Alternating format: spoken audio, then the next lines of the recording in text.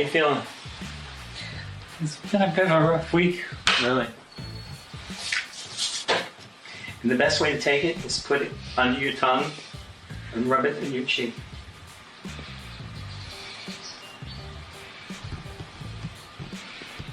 Don't do too much, you're going to be asleep all afternoon. You know what you should do? No. Don't try to communicate, just relax. See what happens.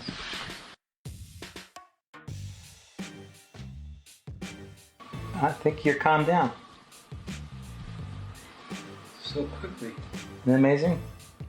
He used just a single drop, and his hands afterwards were rock steady, and the dyskinesia left. The voice coming back.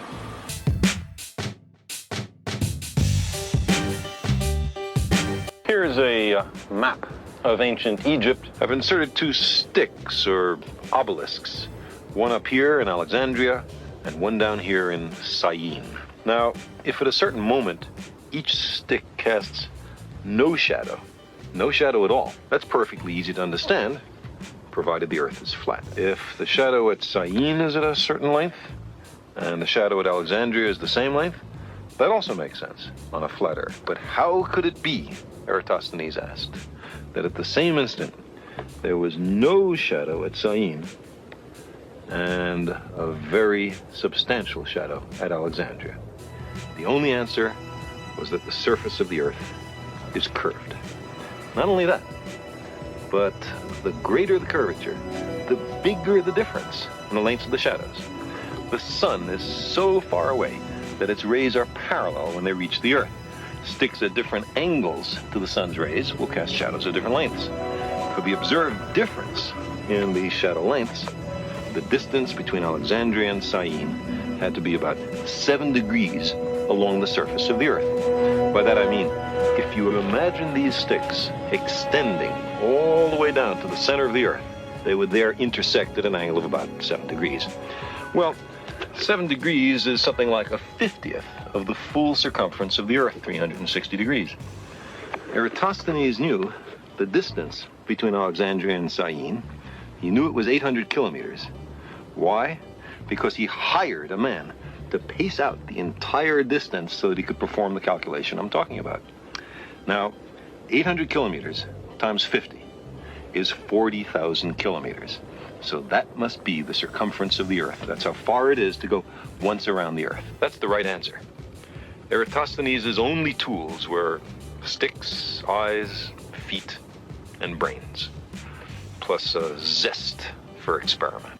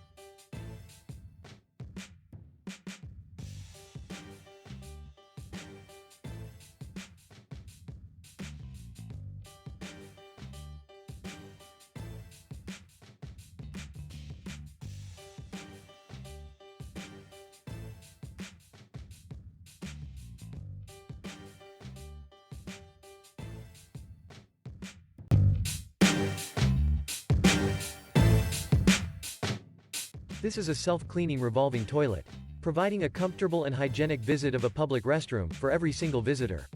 The used toilet goes behind the wall, and gets completely sanitized for the next person to use it. Floors are also sanitized using a high-pressure washer. Due to its properties, it gets dried immediately after the cleaning process.